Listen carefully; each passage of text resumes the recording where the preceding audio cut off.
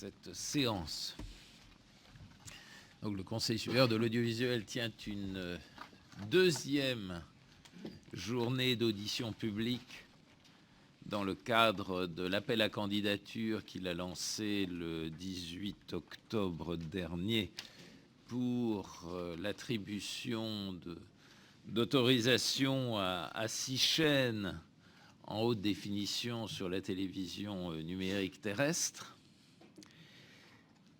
J'indique que depuis notre séance de lundi, le Conseil a reçu 2 courriers officiels lui faisant part du retrait de 2 candidatures.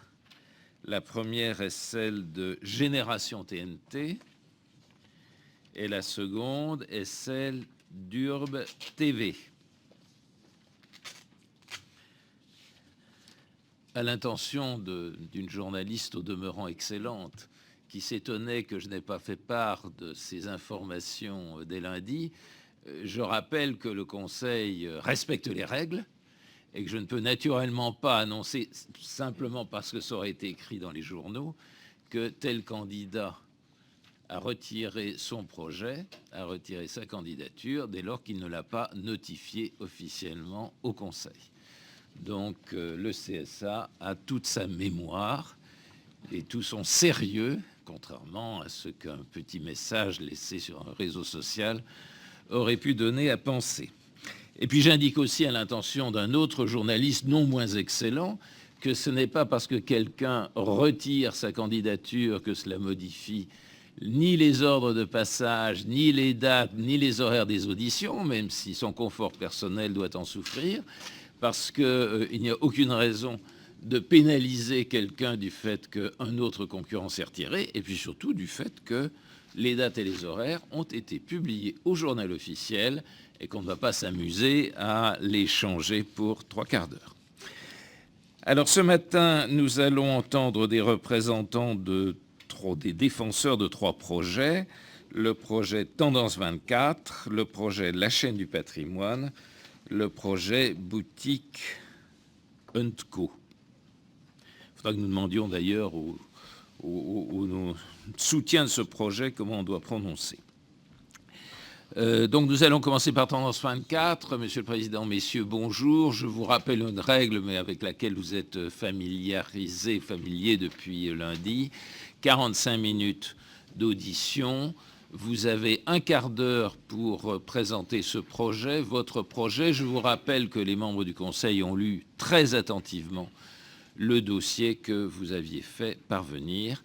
Et au terme de la présentation de ce projet, 1 demi-heure de conversation avec les membres du collège. Donc, Monsieur le Président, les 45 minutes commencent à s'égrener. Monsieur le Président, Mesdames, Messieurs les conseillers, avant de vous présenter Tendance 24, permettez-moi de répondre à cette question légitime. Pourquoi 3 chaînes pour une seule autorisation possible? Simplement parce que nous avons pensé que ces 3 projets répondaient aux attentes des téléspectateurs, aujourd'hui encore non satisfaites. Tendance 24 est une chaîne de service, Stylia s'adresse prioritairement aux femmes, et enfin HD1 est une chaîne de genre, celui de toutes les narrations. Pour chacune d'elles, nous avons imaginé des programmes et pris des engagements que nous nous sentons parfaitement capables d'assumer avec le sérieux, le professionnalisme et la passion des femmes et des hommes de TF1. Et bien entendu, nous nous remettons donc à la sagesse du CSA pour faire le meilleur choix possible en fonction de l'offre globale qui vous est soumise par ailleurs. Mais aujourd'hui, c'est le jour de Tendance 24 et avant de vous en dire plus, je vous propose de regarder quelques images.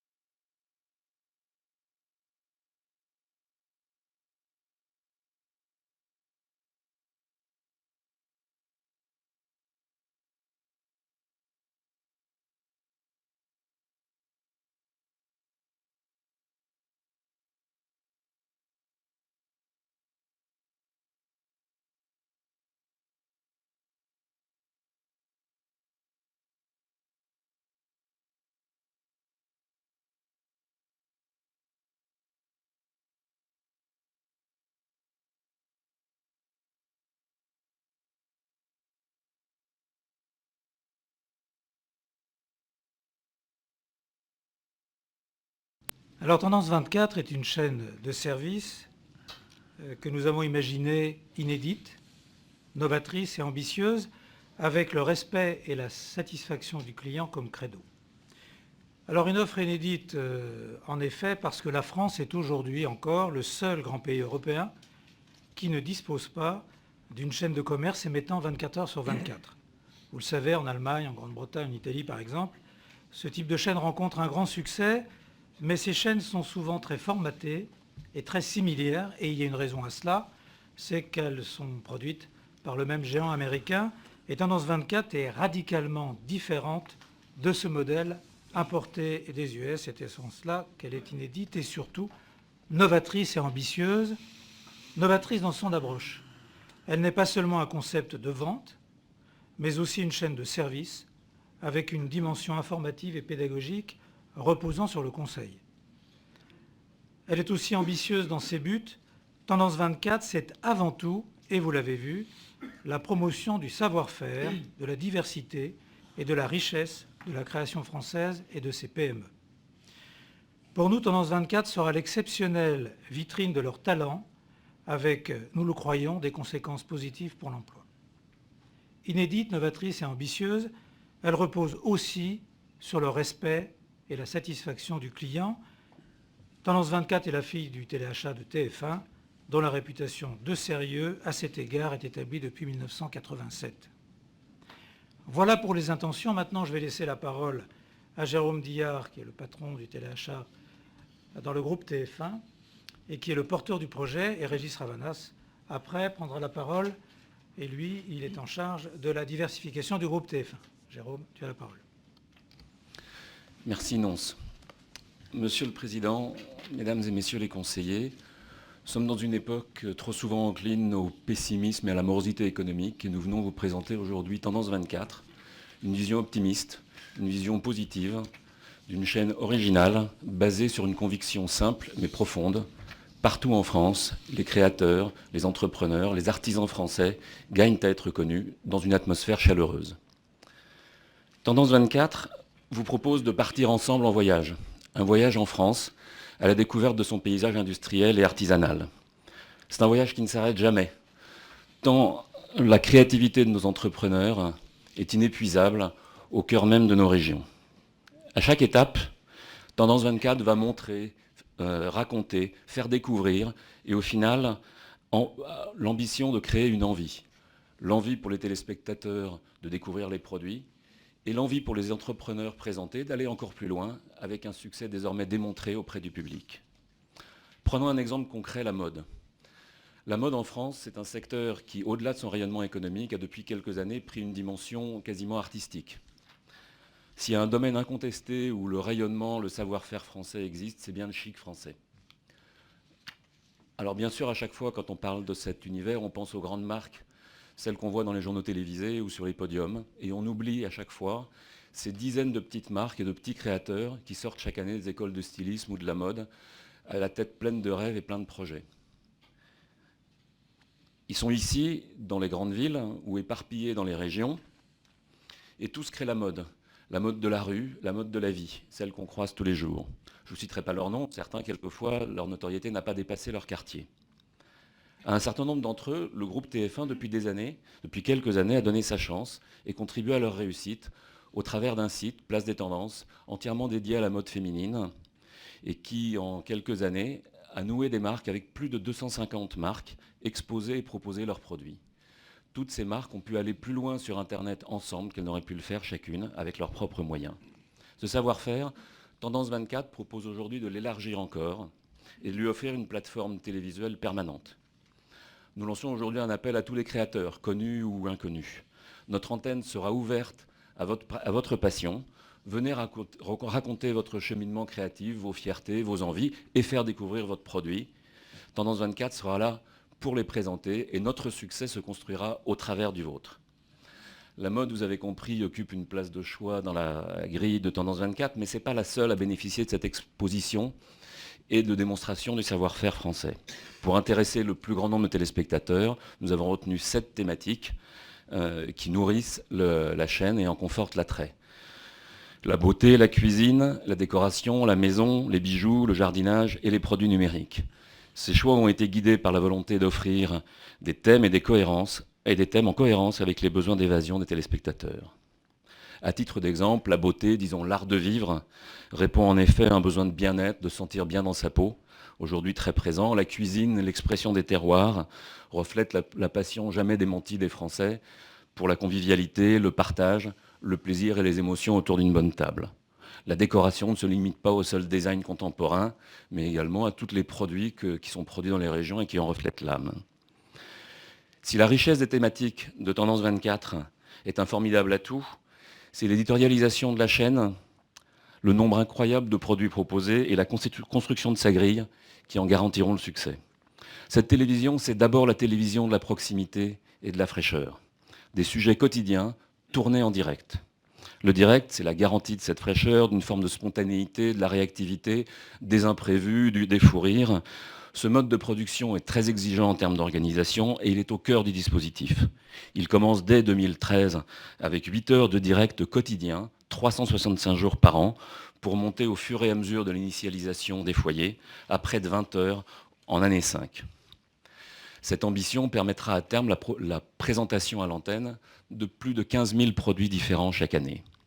Au quotidien, les thématiques sont abordées sous forme d'une émission d'1 ou 2 heures, consacrée à des sujets particuliers au sein d'une thématique. On peut imaginer la cuisine du Sud au sein de une série d'émissions sur la cuisine du Sud, pour les arts culinaires, une série d'émissions sur les jupes ou la lingerie pour la mode, soit dédiées à des créateurs qui viennent exposer l'ensemble de leur univers.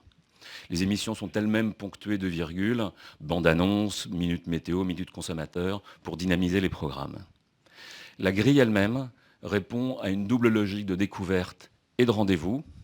Si on prend l'exemple de la tranche 8h-9h, un téléspectateur qui regarderait toute la semaine uniquement entre 8h et 9h, au bout d'une semaine, aurait parcouru l'intégralité des thématiques proposées par la chaîne.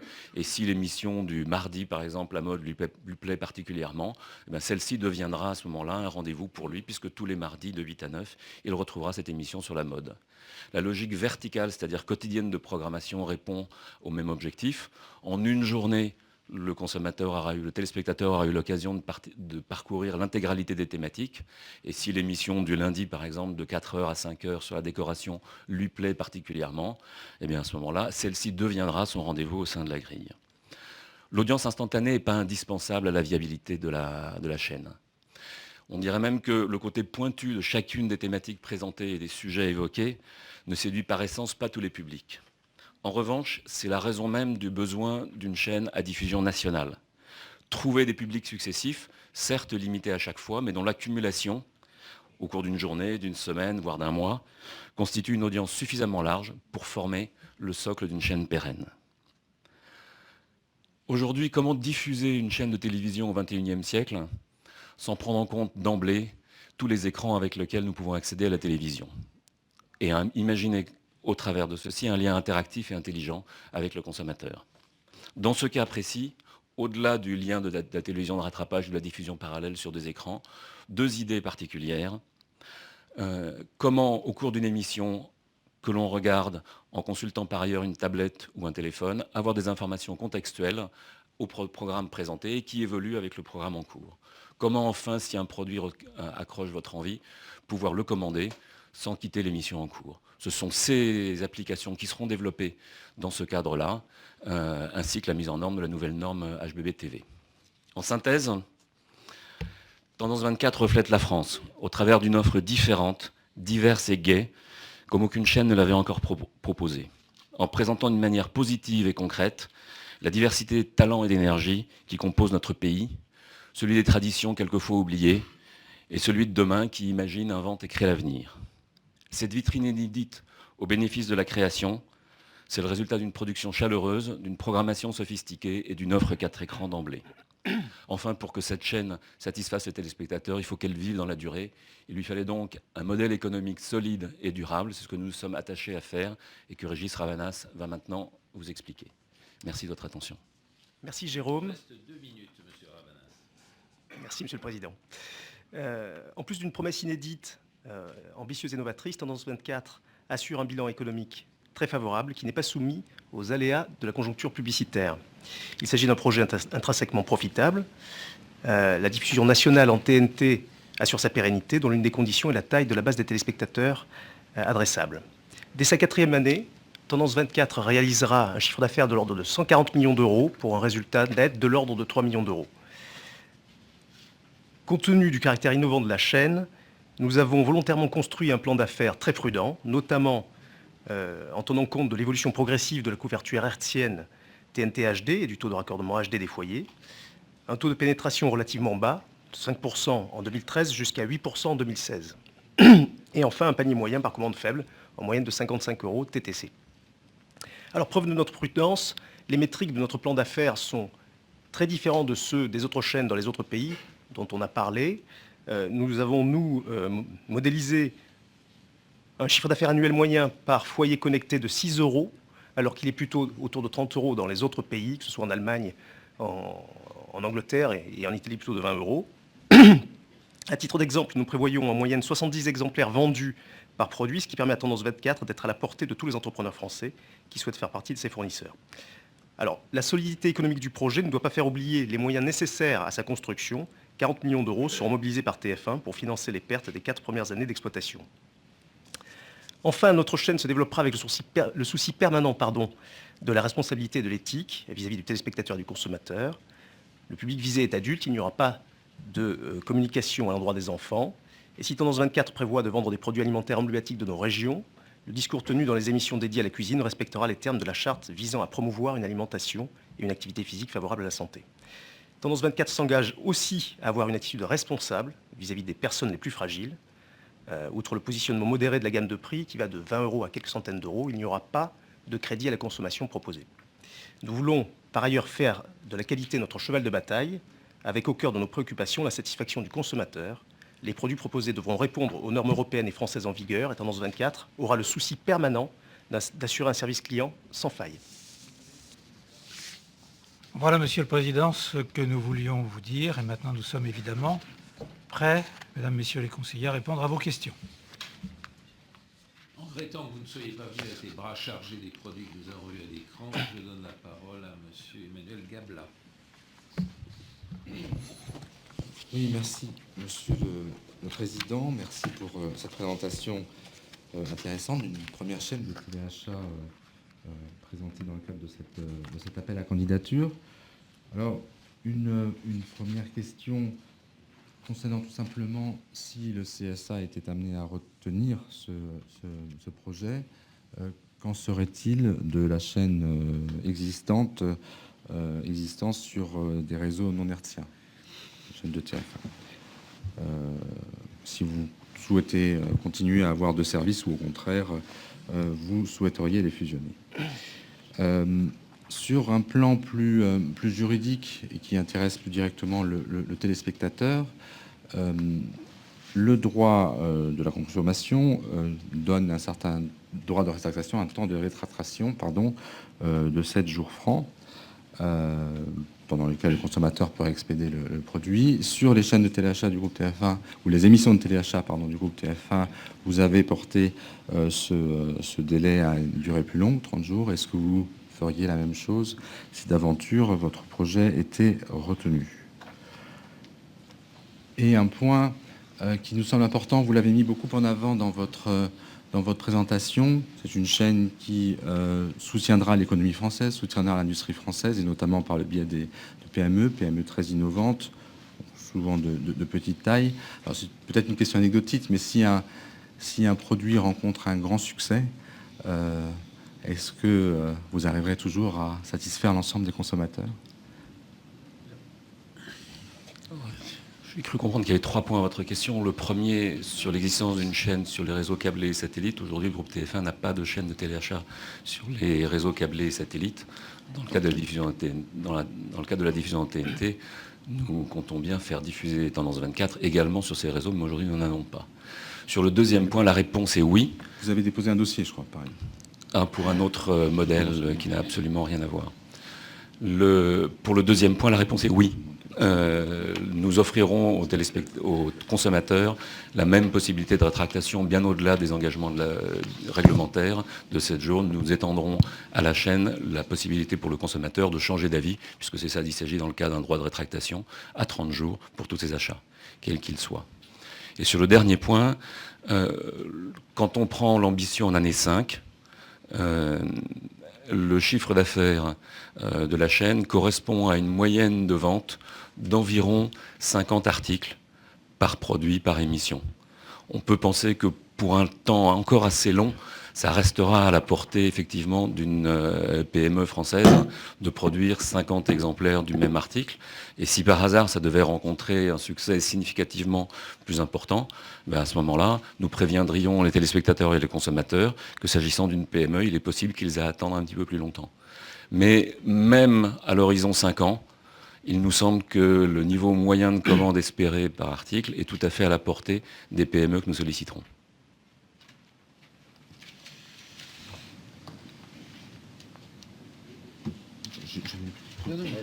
Alors, une petite question complémentaire très consubstantielle à une chaîne de téléachat.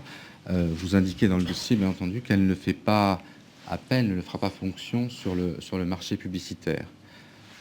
En tant que publicité, il y aura a priori du parrainage sur vos chaînes. Si oui, à quel montant? Il y aura certaines émissions qui seront parrainées ou là aussi, vous excluez totalement le parrainage, sachant que il y a d'autres recettes qui sont incluses dans vos bilans, dans votre plan d'affaires, qui sont des autres recettes que publicitaires, et souvent le parrainage y est inclus. Donc c'est le cas dans vos prévisions. Le modèle économique qui vous a été présenté ne comprend pas, en l'état du dossier qui vous a été présenté, de parrainage des émissions. Les revenus sont tirés exclusivement de la vente des produits aux téléspectateurs intéressés.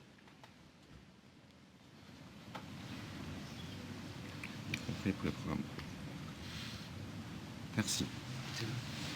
Madame Françoise Laborde. Merci, Monsieur le Président. Messieurs les présidents, messieurs les directeurs, bonjour.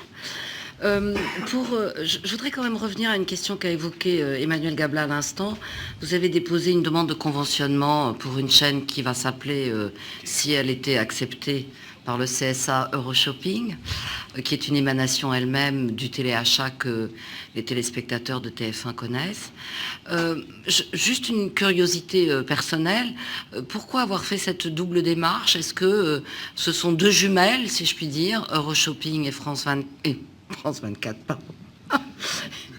Et Tendance 24. Est-ce que ce sont des chaînes jumelles? Et est-ce que c'est une sorte de galop d'essai que vous vous proposez de faire sur le câble et le satellite, et qui serait quelque chose qui pourrait nous donner un avant-goût ou un lancement conjoint des deux chaînes? Ça, ce serait ma première question. Ma deuxième question, en vous entendant, au fond, est-ce que votre démarche, c'est une sorte de... je ne voudrais pas dire produire français, parce qu'on va dire que je reprends un slogan politique, mais est-ce que c'est en effet un soutien, en tout cas, à la production française, plus encore qu'un service rendu aux consommateurs? Est-ce que c'est dans cette hypothèse-là que vous vous situez, puisque vous parlez de vitrine de talent, que vous avez choisi des produits qui parlent vraiment du terroir, avec peut-être une distribution directe, qui est en effet quelque chose qui n'existe pas énormément en France, que des petits producteurs ou des petits artisans n'arrivent pas à faire. Donc ça, c'est une question. Et du coup, vous parlez de 15 000 produits. Est-ce que vous êtes associé à un partenaire pour gérer la logistique? Puisqu'il y a quand même si en effet vous dites qu'il y a une cinquantaine de marques, il faut quand même un peu de monde pour gérer, j'imagine, des entrepôts, des flux, des stocks. Enfin, je ne suis pas experte en la matière, mais vous nous direz comment vous pouvez faire de ce point de vue. Et puis, ma troisième question, pardon, mais vous avez dit, on présente 3 chaînes pour une seule autorisation possible, c'est-à-dire que vous partez de l'idée que, de toute façon, vous n'aurez pas 2 autorisations et donc sur ces 3 chaînes, il y en a forcément une qui a votre préférence, et si oui, laquelle? Voilà, pardon pour cette dernière question un peu malicieuse, mais non, se m'excusera, il connaît ma malice naturelle. Jules, sur cette dernière question, je pense que ce n'est pas encore l'objet d'en débattre. Il faut nous permettre de présenter les 3 projets, et après nous pourrons avoir un débat sur ce sujet. On va revenir sur les points que vous avez évoqués. D'abord, Euroshopping et le projet TNT sont évidemment d'esprit, de nature et d'ampleur bien différents. Jérôme. Il s'agit effectivement ni d'un galop d'essai, ni d'une forme de chaîne jumelle. Le modèle de Tendance 24 que nous vous présentez aujourd'hui est un modèle de chaîne qui présente des produits issus effectivement de la créativité française et de PME, tournés en direct et diffusés en TNT. Le modèle Euroshopping est un modèle beaucoup plus marginal qui a sa place et qui propose des produits, eux par contre venant du monde entier, sur les chaînes du câble et du satellite. Donc il ne s'agit ni de chaînes jumelles ni de galop d'essai d'une manière ou d'une autre. Sur le deuxième sujet qui était la logistique. Aujourd'hui, nous traitons déjà pas loin de près de 2 millions de colis par an. Et donc, nous avons, pour ce faire, noué depuis de nombreuses années des partenariats avec des entreprises de logistique qui sont capables d'absorber à la fois le volume et la complexité qu'un tel modèle de chaîne implique, depuis très longtemps.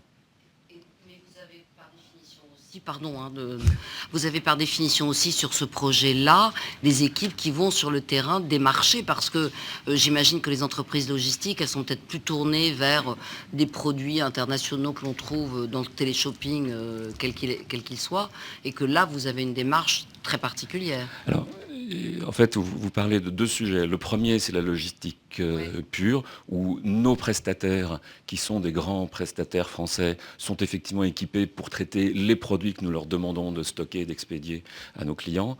Et l'autre aspect qui est trouver les produits. Et pour ce faire, nous avons une équipe qui serait encore amplifiée pour effectivement trouver ces 15 000 produits et pour aller chercher, dénicher et accueillir les créateurs et les entrepreneurs qui viendraient proposer ces produits. Donc d'un côté, il y a effectivement des sous-traitants qui sont ces logisticiens, et de l'autre, il y a des équipes en interne dont le but sera d'accueillir, d'aller chercher, dénicher ces produits. Je vous remercie. Pour compléter ce que disait Jérôme sur les 2 sujets, chaîne Euroshopping et chaîne Tendance 24, les 2 projets peuvent très bien coexister et nous comptons les faire coexister. Leur différence le permet. Et un dernier point, vous avez évoqué production française ou service rendu. Je dirais que c'est évidemment les 2. Le service rendu est pour nous une dimension tout à fait importante, que ce soit dans le respect des normes, que ce soit dans le respect du consommateur, y compris dans ses moyens financiers. On vous l'a dit tout à l'heure, il n'y aura pas d'appel au crédit, bien entendu.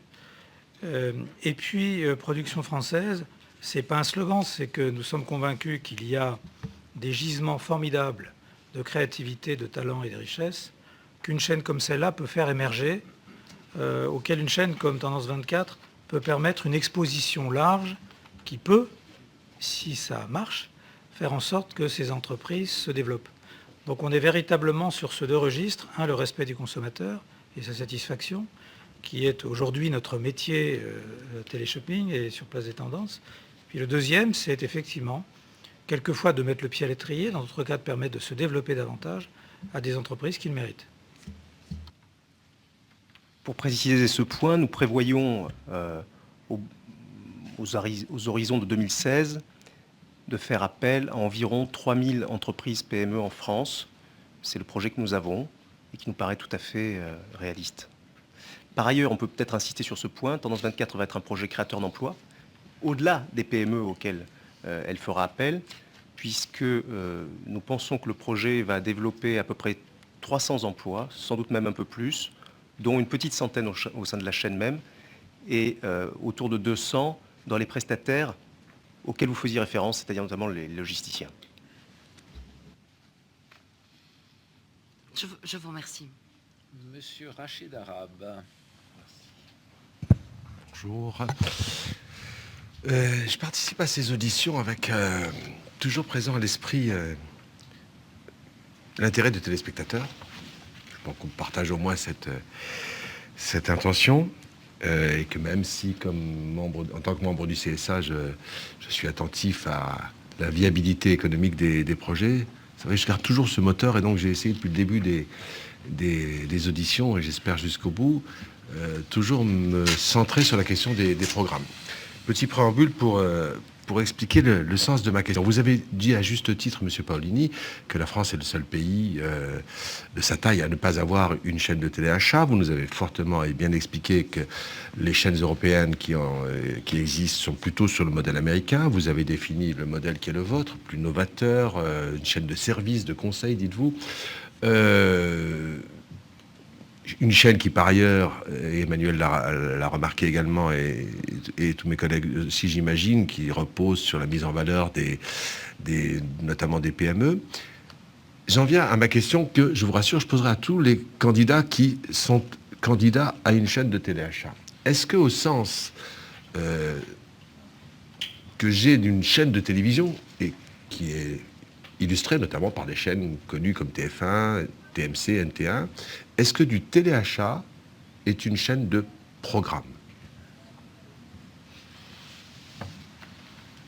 Alors, évidemment, c'est une réflexion à la fois philosophique et sémantique que nous proposez.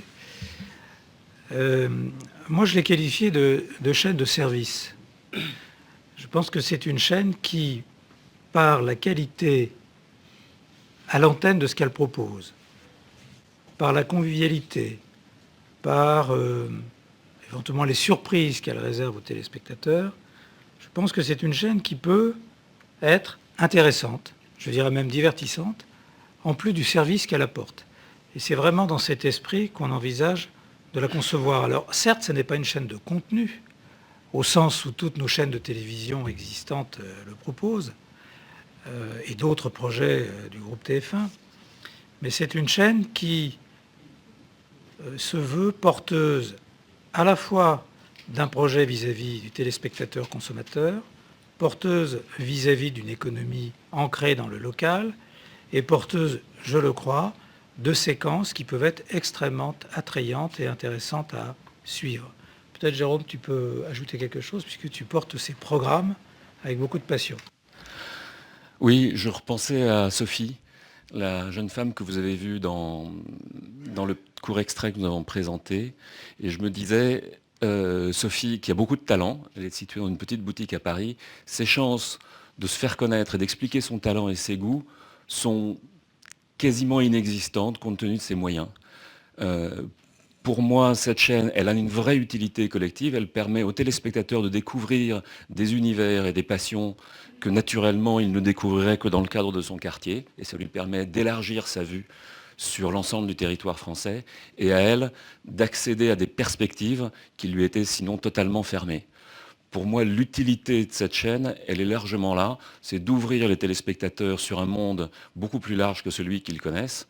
Et pour les entreprises qui seront là, qui seront en général de petites entreprises, moyennes entreprises, une ouverture sur la France entière et une notoriété, et pas seulement une notoriété, mais également les moyens de se développer au travers du chiffre d'affaires qu'elle générera avec nous. Donc une double utilité. Oui, le fait qu'il y ait des reportages, on l'a dit, le fait qu'il y ait des témoignages comme cela, c'est une ouverture sur la France et sur ses talents qui peut être mise en situation de manière extrêmement attractive. Et la réflexion éditoriale, vous l'avez vu dans notre dossier, je dirais ce dossier, il est à la couleur même de la chaîne, c'est-à-dire à la fois dans la diversité des talents, des origines, des savoir-faire, et aussi avec une mise en page. Alors là, je parle de mise en page, puisque pour autant, aujourd'hui, la chaîne n'existe pas, mais où une mise en page, une mise à l'antenne qui sera, je crois, très qualitative et très gaie. Une chaîne telle que celle-là, si elle n'est pas divertissante, elle ne fera pas d'audience. Si elle ne fait pas d'audience, elle ne pourra pas vivre. Donc, et c'est aussi ce qu'on a voulu montrer avec ces quelques images. Il n'y avait qu'une minute. Mais vous disiez tout à l'heure que l'audience instantanée n'était pas nécessaire à la viabilité économique de la chaîne. Ah, je ne crois pas avoir... Alors, l'une des trois personnalités présentes... Il faut quand même du monde devant le téléviseur. Ouais, une audience instantanée élevée n'est pas nécessaire à la viabilité de la chaîne. Non, mais c'est ce qu'on a voulu montrer avec ces quelques images, c'est que des entrepreneurs qui parlent de leur vie d'entrepreneur, de leurs produits, c'est passionnant. Merci. Madame Christine Kelly. Merci, Monsieur le Président. Bonjour. 4 points. La première, est-ce que vous pouvez m'en dire plus sur la plateforme téléphonique? Est-ce qu'elle est en France? Est-ce qu'elle est au Maroc? Qui y travaille? Je sais que vous avez l'habitude d'employer des personnes souffrant d'un handicap, par exemple. Est-ce que vous avez prévu? Deuxième question, pas d'écran pub, j'ai bien compris, sur la chaîne. Est-ce que ça veut dire que la chaîne en elle-même sera un écran pub? Troisième point, vous n'êtes pas la seule à proposer une chaîne de téléachat. Pourquoi on vous choisirait, vous, plutôt qu'une autre? Et dernier point, je voudrais citer un exemple que j'ai lu sur Internet. J'ai passé une commande le 7 janvier 2012, j'ai payé en 3 fois, le produit était en rupture, j'ai patienté, je n'ai rien vu venir. J'ai voulu annuler le 25 janvier, c'était impossible. Impossible de joindre quelqu'un au téléphone, toujours quelqu'un différent. Le colis venait de partir, mais je n'en voulais plus. J'ai trop attendu. J'ai refusé le colis, mais j'ai été débité de ma deuxième échéance. J'ai dû contacter une association de consommateurs pour me défendre. Qu'est-ce que vous avez prévu concrètement, au-delà du soutien à l'emploi, au-delà de la valorisation de la création à l'entreprise, pour protéger le consommateur, au-delà du délai de rétractation de 30 jours qui est louable, puisqu'en général c'est 7 jours? Qu'est-ce que vous avez prévu pour protéger le consommateur? Je tiens quand même à préciser que ces cas sont quand même assez rarissimes, mais ils arrivent régulièrement. Je vais peut-être traiter le dernier cas en premier. Nous avons effectivement un peu plus d'1 800 000 colis expédiés chaque année. Je n'irai pas vous dire que nous ne faisons jamais d'erreurs. Donc il nous arrive effectivement de commettre des erreurs, et à chaque fois que nous en rendons compte, au-delà des périodes de rétractation, au-delà des périodes de garantie, nous réglons toujours le problème à la satisfaction du client. L'entreprise n'aurait pas pu survivre depuis 25 ans s'il n'avait pas eu ce standard qui était lié à la fois à son activité et à la chaîne sur laquelle elle émettait. Donc les problèmes, il y en a comme dans n'importe quelle activité de commerce. Vous avez vous-même dit qu'il s'agissait de cas rarissimes. Dès que nous en rendons compte, et de temps en temps il peut nous arriver à être un peu lent à la détente, dès que nous en rendons compte, nous réglons immédiatement le problème au-delà même de nos obligations légales. C'est le premier point. Je peux vous dire que c'est un sujet vraiment très sensible pour nous, parce qu'au-delà, donc je ne sais pas si c'était un cas téléshopping d'ailleurs que vous traitiez, mais j'en suis... Bonne question, c'était un cas téléshopping. Bon, j'en suis assez malheureux parce que ça rejaillit sur l'image de l'émission et donc de la chaîne. Donc c'est vraiment pas, si vous voulez, l'intérêt de téléshopping d'avoir ce type de situation. Bon, elle est rarissime, mais bon, évidemment, nous faisons tout pour traiter ces sujets-là. Sur ce qui est des plateformes téléphoniques, aujourd'hui... Et rapprochez votre micro si vous voulez qu'on vous entende bien sur le site du Conseil. Pardon. Pour ce qui est des plateformes téléphoniques, aujourd'hui, nous faisons appel à des plateformes téléphoniques majoritairement implantées en France. Pour ce projet-là, nous sommes prêts à prendre l'engagement qu'elles seront localisées en France.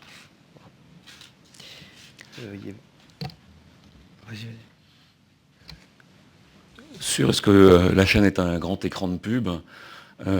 Techniquement, il s'agit effectivement d'une chaîne de commerce et de services. Donc elle vise effectivement à la promotion de produits, mais pas uniquement, puisque lorsqu'on fait une émission de cuisine ou sur le bien-être, les animateurs prodiguent un certain nombre de conseils, d'explications qui vont largement au-delà de la simple vente du produit.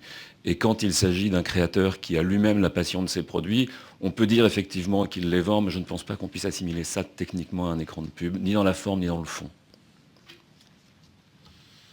Oui, pourquoi nous choisir nous? Alors vous avez raison de dire qu'on n'est pas les seuls. Nous avons au moins un concurrent qui a autant de talent, de savoir-faire que les équipes, les groupes TF1. Donc il y a là évidemment un concurrent sérieux pour cette chaîne, enfin en tout cas à ma connaissance. Pourquoi nous choisir nous? Ça, j'aurais tendance à dire que à la fois la qualité de dossier, son orientation, son intention, ses engagements, et je dirais la qualité globale de ce que l'on peut supposer au travers de tout ce qui aura été présenté par les uns et par les autres, ce sera à vous de juger. Mais moi, je n'ai pas envie de dire pourquoi on est les meilleurs. Je crois qu'on est dans une compétition. On a essayé de vous apporter dans ce dossier le meilleur de notre savoir-faire et des réassurances clients et aussi de notre contribution, je crois, au développement économique d'un certain nombre de petits acteurs qui méritent d'avoir une vitrine plus large. Voilà, je n'ai pas grand-chose à ajouter. On ne croit pas être les meilleurs. On pense en tout cas qu'on est extrêmement exigeant et que ce projet est un beau projet. Juste pour relancer un sous-point à propos du handicap, peut-être pour la plateforme téléphonique, vous êtes réputé pour que ça puisse être un point important dans votre groupe. Est-ce que vous allez toujours être à la hauteur de cette réputation pour valoriser les personnes souffrant d'un handicap ? Écoutez, il n'y a pas de raison qu'on change la philosophie du groupe. Vous savez que le groupe TF1 est le seul groupe de médias à avoir le label diversité. Vous savez aussi, on en a quelquefois parlé, que nous avons une mission handicap au sein de l'entreprise qui a développé aussi bien auprès des ateliers protégés que l'embauche de personnes handicapées. Chez Bouygues Télécom, dans les centres de relations clients que j'ai eu à diriger, il y avait de nombreuses personnes handicapées qui étaient là pour répondre aux clients, intégrés à l'entreprise. Donc évidemment, le handicap a toute sa place et les personnes handicapées ont toute leur place. S'agissant des centres d'appel, évidemment, ce sont des sous-traitances. Donc nous serons particulièrement vigilants pour faire en sorte que notre philosophie s'applique aussi bien à nos sous-traitants ou à nos partenaires. J'en prends évidemment l'engagement. Merci. Monsieur Nicolas Abou. Merci, Président. Monsieur le Président, messieurs, pour rester dans le domaine du handicap, domaine auquel vous accordez beaucoup d'importance, un mot sur l'accessibilité à vos programmes pour les personnes présentant une déficience visuelle ou auditive. Alors, je partage, même si il faudra en discuter, il faudra encore confirmer cela après débat avec les associations concernées, votre point de vue, votre argument selon lequel l'audiodescription vous semble redondante en raison du type de programme proposé. Par contre, en ce qui concerne l'accessibilité aux personnes, des personnes sourdes et malentendantes, il me semble que vous devez peut-être préciser ce qui est contenu dans votre dossier. Vous déclarez souhaiter rendre rapidement vos contenus accessibles en intégrant une composante de sous-titrage. Dans quel délai comptez-vous le faire? Dans quelle proportion? Et selon éventuellement quelle montée en charge? Parce que les personnes sourdes et malentendantes ont besoin de ce sous-titrage pour accéder donc à ce service. Et je vais laisser Jean me répondre précisément. Simplement, je veux rappeler que nous avons été la première entreprise de télévision privée à faire en sorte que l'audiodescription se développe. Et nous l'avons fait avec l'Institut Braille. Il y a maintenant, ça date de 2008, donc c'est déjà ancien. J'ajoute à ça que sur nos chaînes, le sous-titrage est généralisé. On a juste une difficulté pour une émission, ou plus exactement une chaîne de ce type, c'est qu'elle se passe en direct et qu'évidemment le sous-titrage en direct est extraordinairement compliqué. Mais on a peut-être des solutions. En tout cas, il y a des efforts qu'on va faire. Mais clairement, c'est une dimension, le sous-titrage, qui est sans doute la manière la plus confortable d'accéder à l'information sans perturber l'image, puisque c'est au choix du téléspectateur d'avoir le sous-titrage. Sur des chaînes en direct, il sera relativement plus simple les premières années où l'intégralité des émissions n'est pas en direct, de proposer ce sous-titrage lors des rediffusions et parallèlement, au fur et à mesure de l'initialisation, donc de la capacité en chiffre d'affaires et donc de la capacité de l'entreprise à assumer ses choix, de rajouter progressivement le sous-titrage lors des émissions en direct. Le timing précis de cette montée n'a pas encore été déterminé. La montée de l'initialisation elle-même déterminera effectivement la montée en puissance de ce sous-titrage pendant les émissions de direct. On pourra commencer très vite sur les émissions rediffusées et en fonction de la croissance de la chaîne sur les émissions elles-mêmes diffusées en direct.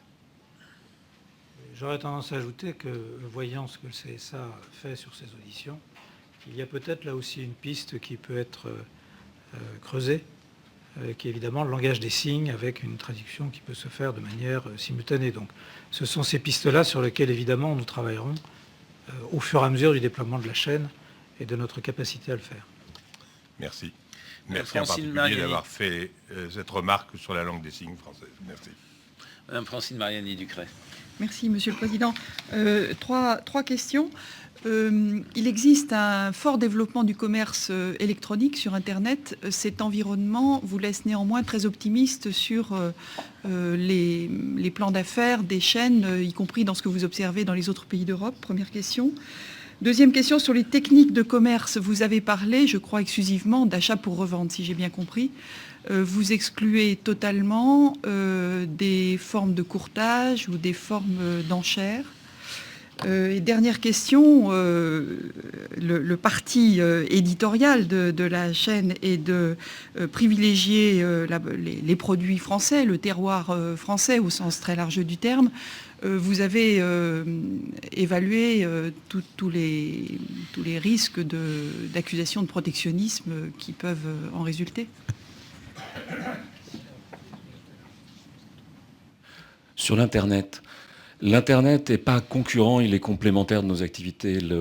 Contrairement à ce qu'on croit, l'Internet n'a pas été le grand égalisateur des chances pour n'importe quelle PME pour arriver à développer ses ventes. Au final, pour être présent sur les moteurs de recherche, il faut avoir des moyens financiers assez considérables. La chaîne que nous proposons prend des marques que nous avons ou des entreprises volontairement peu connues et que nous allons donc faire émerger au travers de leur exposition. Au final, l'Internet sera à terme plutôt un prolongement qu'une concurrence. Et si un jour Sophie était référencée sur l'ensemble des sites d'e-commerce, peut-être qu'elle ne serait plus chez nous, mais ça serait dans le fond la preuve du succès qu'elle aurait atteint. Donc l'Internet est complémentaire et pas du tout concurrent. D'ailleurs, une partie de nos ventes sont réalisées sur le site Internet de la chaîne. Mais les produits que nous présenterons seront par nature assez peu présents sur les autres sites, puisque les autres sites ne font guère qu'une activité de distribution. Si la demande n'existe pas au préalable, ils ne référencent pas ces produits. Nous créons la demande au travers de l'exposition. Ça, c'est le premier point. Sur le courtage et enchères, nous n'avons pas prévu de le faire. Si les enchères pouvaient présenter un intérêt éditorial, nous le ferions, mais ça n'est pas du tout prévu dans le modèle de la chaîne. Alors pour le protectionnisme, évidemment, on pourrait imaginer ça. Je pense qu'il y aura aussi des produits venus d'ailleurs. Si on prend par exemple la haute technologie, et le téléshopping de TF1 a fait la promotion d'une marque française qui est dans la haute technologie avec des petits écrans ou des tablettes qui sont concurrentes de grandes marques du sud-est asiatique. Évidemment, dans la haute technologie, il sera difficile de mettre que des produits français. Le parti pris de la chaîne, c'est véritablement de mettre en avant ces talents et cette production française. Il est évident qu'il y a des domaines d'activité, des pans d'activité sur lesquels les Français ne sont pas présents. Donc évidemment, on ne va pas présenter un téléviseur fait dans un garage par un bricoleur de génie. Donc, enfin, en tout cas, si on en trouve un, peut-être que ça peut éventuellement modifier la donne économique mondiale. Mais en tout cas, pour l'instant, il s'agit d'un parti pris, il ne s'agit pas d'exclure. Préciser peut-être que par rapport à la question que vous posiez sur l'émergence possible d'un modèle tel que celui-là par rapport au développement d'Internet, on peut observer à l'étranger, même si le projet est quand même très différent, que les chaînes de commerce résistent très très bien à l'ascension du e-commerce. Vous êtes sauvé par le gong, vous échappez aux questions de deux autres membres du Conseil. Merci Monsieur le Président, merci messieurs. Merci.